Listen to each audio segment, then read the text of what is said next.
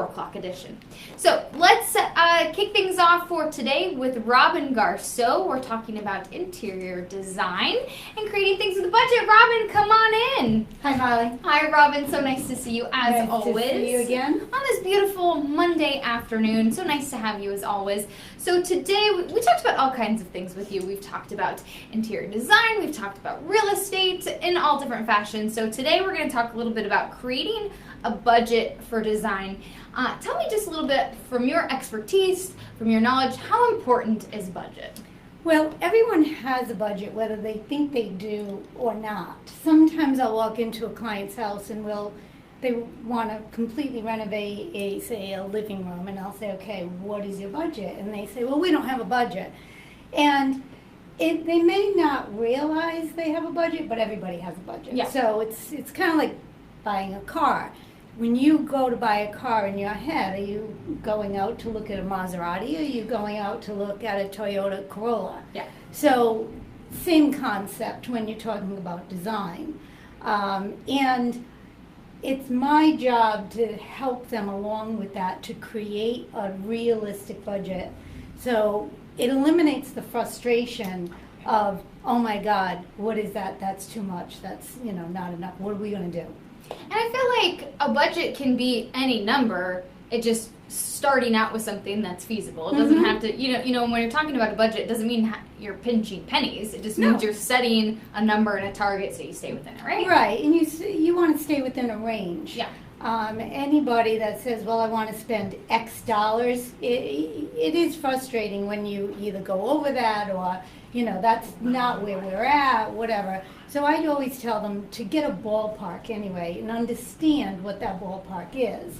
And it's difficult for them to come to that ballpark if they don't understand what they're purchasing. Okay. So what the very first thing you need to do is make a list of everything that you need in your room. So if you're doing your living room, you want to say, okay, I need a sofa and a love seat, or maybe 2 sofas or a sectional, a coffee table, end tables, area rug, light fixtures, lamps, artwork. So it goes, the list is pretty extensive when you start to really put it down on paper. When you go through and start writing it down, okay. Yeah, so I always say, let's start with the list.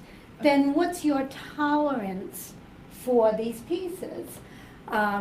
Is $3,000 a sofa okay for you? Or you really want a beautiful custom sofa or sectional, and that's $8,000 or $10,000, and that may be totally fine, maybe within your tolerance.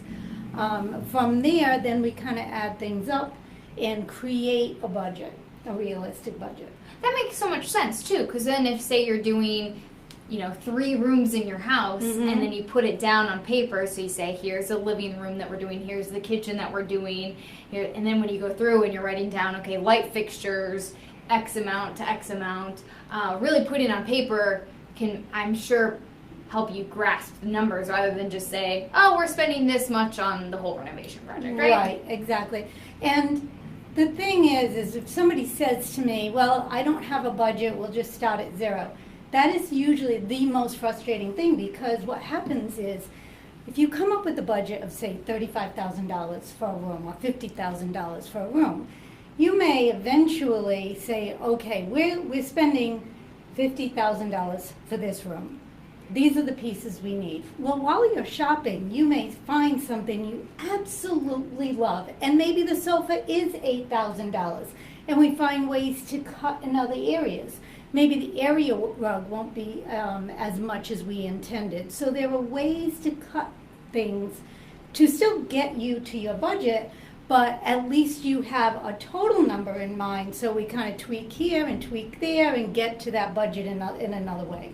And I feel like, too, when you're shopping, you can go over numbers really quick unless you have something in mind already, right? Exactly. Yeah, definitely. And working with someone like yourself can probably help, because if you've never done a project before, you probably have no idea what pricings are, right? So you said the next idea is to really educate yourself on pricing. Yeah, you want to go shopping. Shop. Just go shopping and see what's out there, number one. Notice how much things are and the quality of it, the style of it, if it's a sophisticated piece, if it's something you see everywhere all the time, are you going to be okay with that in your home? Understand what the difference is between, say, ready-made and custom-made. Any store, most stores do, you know, you can pick a fabric for a sofa or whatever, but the sofa might have to be a particular size to fit in a certain space. And if you go over that size, it's not going to work. You really need to educate yourself as to not only the look and the style, the pricing, and the overall amount, what it's going to be at the end. Just so you can get those ballpark numbers, because, you know, certain stores might all have the same range, but just so you can kind of educate yourself, which I like. Mm-hmm. So whether you have, I'm gonna have you scoot over. You always run away from me, Robin.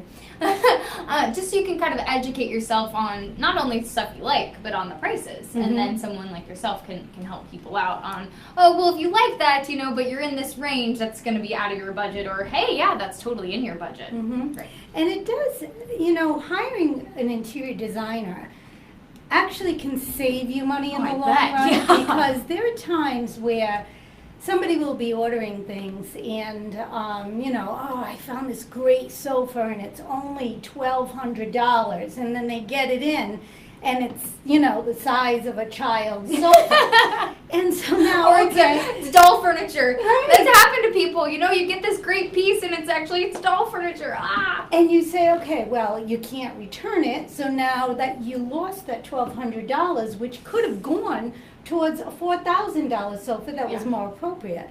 So, or you might get a sofa in that's way too big for your room and oversized. So a lot of times working with a professional will save you money over time. And it alleviates you having to go from store to store to store to store and put everything together. So usually what I do is when I'm doing a comprehensive project, I put things together and say, okay, this sofa will be great with these chairs, and these are the sizes that you need. This is the area rug, this is the lighting, these are the tables, and move on from there.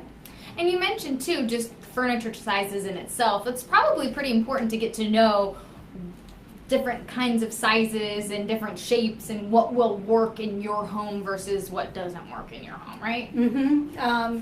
Two of the things I tell people all the time is when you go shopping, take a measuring tape with you all the time. Have it with you all the time. That is very smart. Yeah, because most times you will not be finding exactly what you want on the floor of anywhere. Yeah. So when I work with clients, we're always working out of a catalog of pictures, and you need to understand what's the depth of a sofa, what's comfortable for you. I don't like going anywhere any smaller than, say, 38 inches deep, because it doesn't sit right. It's not comfortable for you. You need to see the arm sizes, because a 90-inch sofa with 6-inch arms isn't going to have the same seating width as a 90-inch sofa with 12-inch arms, because now your seat width is less. So you want to know what's comfortable for you, the height of the back. You can measure what you have. And then that way you'll start understanding it more when you're looking at a picture, because it's so abstract in a picture. It's very difficult to really know what you're doing when you're ordering. And most people don't have the visual acuity of really understanding what they're going to get at the end. Yeah, no way. And I think having the measuring tape is key, because how many times you get and you're like, will this fit in my, I have no idea if this is going to fit. Mm-hmm. Will then the TV fit? Then will this fit? Like, no. So having the measuring tape is a good idea. Yeah. And that goes along with just knowing the size of your room and being able to create the layout, which you said is key. It is.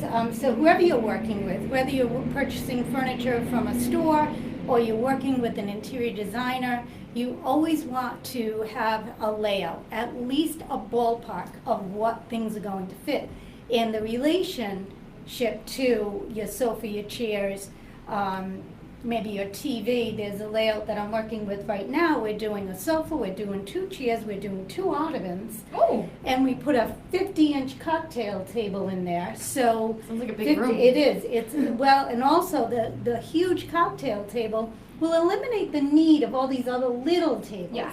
Yeah. So say again, going back to the budget idea, if I spend more money on a 50-inch cocktail table and I'm able to eliminate some of the smaller tables, now you put the money into a gorgeous cocktail table. I like that. I Yeah. like that. And it's working really well. And the ottomans on the opposite side of the sofa, you can look right over them into the TV. So the TV will be on the far wall with the large console underneath it. So now you have seating for 6 per se, but it's not necessarily chairs after chairs and sofa and, multiple big pieces of furniture. Yeah, that could be clunky and tough and difficult. I like that idea. So, Yeah. and just being able to see outside of what we normally envision, because someone might not necessarily think of, ooh, a big cocktail table. You might think of just the regular norm. Sofa, love seat, Right. ottoman, right? Right. You get stuck in a pattern. So that's kind of neat. All right, moving on to window treatments. What should we know about those? Or what should we keep in mind when we're creating a budget? Window treatments, they are costly, custom window treatments. You need to understand the difference between, again, ready-made window treatments, custom-made window treatments, ready-made furniture, and custom-made furniture. So, say for instance you find a gorgeous table, dining room table, but the chairs that go along with it may be $1,500 a piece, and you don't want to go that high. Yeah. So there are chairs that are ready-made. They only come one way. They only come with a particular fabric and a particular finish, so you cannot change those. But it will help within the budget to keep the budget down for your dining room table. So window treatments, I'm all about custom window treatments. They need to be a certain look, a certain length, a certain style. You can do ready-made window treatments, but understand your lengths. You don't want to go right above your molding on your windows, especially if you have nice high ceilings. You want them to go as high as possible. And obviously they're going to be less expensive, but is a little width of fabric going to be enough for a large window? And usually it's not. Okay. So you want to be able to understand how much window treatments cost, custom window treatments. It can cost as much as furniture, but it will also last for, say, 15 years. Oh, wow, okay. Where you may not, with ready-made window treatments, they'll last a couple of years, you get tired of them, you throw them away. So over time, it is a better investment. So yeah, so it's a good investment and something to think about in the long run. So maybe, if it is an investment. So it's something to think about, something to look into as you're renovating, as you're remodeling, as you're doing your rooms. Right. Something to put your money into. Right. And hopefully you'll like it. Exactly. And as an interior designer, again, I'm the one that will guide you to what you need, what sizes you need. Yeah. And what's going to be appropriate for that area. I don't do ready-made window treatments, so I don't even know where to go buy them. Yeah. So we won't ask that. But you can incorporate it into your budget for a secondary room or something on that idea. So you can cut, like I said before, you can cut certain places and do those there. And maybe even some get ready-made ones as you save and look for and invest in for custom-made ones down the road, right? And that's something that a lot of clients do too. We'll say, we'll create a plan, a design plan, and they'll say, okay, I'm going to order this, this, this, and this now. Yeah. And in 3 months, then I'm ordering the window treatments. But at least we have the whole plan set. So we know the direction we're going, and whether they can order it over time. It's not like they have to order everything at once. Because that is another just an investment in itself. You also mentioned to understand your delivery times. What does that mean? Okay, so delivery times, along with sales tax and delivery costs and setup costs. Okay. So a lot of people say, okay, the sofa is this and the table is this, so that all comes out to $30,000. And in their head, they're saying, okay, I'm around $30,000. But in reality, there's sales tax, there's delivery costs, there's setup fees at times, depending on if you're getting a big bed or you have an airy rug, you got to move things around. So you always have to be aware of that.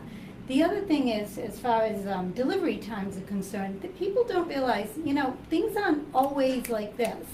So if you want something nice and custom made, the least amount of time to expect it is 8 weeks. It could go 12 to 14 weeks, depending on exactly what it is. So you want to have that. That makes sense. It is custom. So if you're thinking of the holidays and you're going to be doing custom, I hate to say it's July, but by August 1st, you should be working on your project. Wow. So you can order things by September 1st and have them in by the holidays, because you won't get it done if you start in like mid-September, October. You probably won't get it done. Wow. Well, I mean, that makes sense, though, because if you're custom ordering something, they have to make it custom for you, for your dimensions, for your specific needs. So, I mean, you want something that's going to take a little bit longer, I would think, right? And you want it to be nice and custom. It's not just something that's being shipped out of the factory that's already just sitting there. It's in stock, right? Exactly. So, I mean, that makes sense, but it's hard because we're in a society where you have things instantly. Exactly. So it's hard to kind of train your brain that way. Yes. Okay, that makes sense. So if you're out there and you want something custom made for your home, whatever it may be, get on it. Sorry, Robin says you need to put your orders in by September, likely. And then as we kind of wrap up here, Robin, you said, you just mentioned, don't forget about those setup charges and delivery fees, because that can, or really just how many projects that you're doing, it really can drive up the price. If you think of sales tax alone on $30,000 or $40,000 is, enough to kind of, throw your budget off. Delivery fees, you have to make sure you add them in. It may not always be free delivery. Delivery setup, time like that costs money, so you always have to add those in as well to, get a comprehensive, realistic budget. Don't forget those and put them in there. Crucial. Okay. Well, before you go, I want to snap a picture with you as we design our homes, and creating a budget, so important. Robin Garceau, so good on the social media, so I have to be so good with you as well, so I'll send that to you. Thank you so much. That was super enlightening and super helpful. I hope that helped you at home as well. Thank you so much for joining us. You're welcome. I'll see you next month. We'll see you then. Enjoy your July. Appreciate it, Robin. You can catch her articles on Go Local Prov or catch her on her website.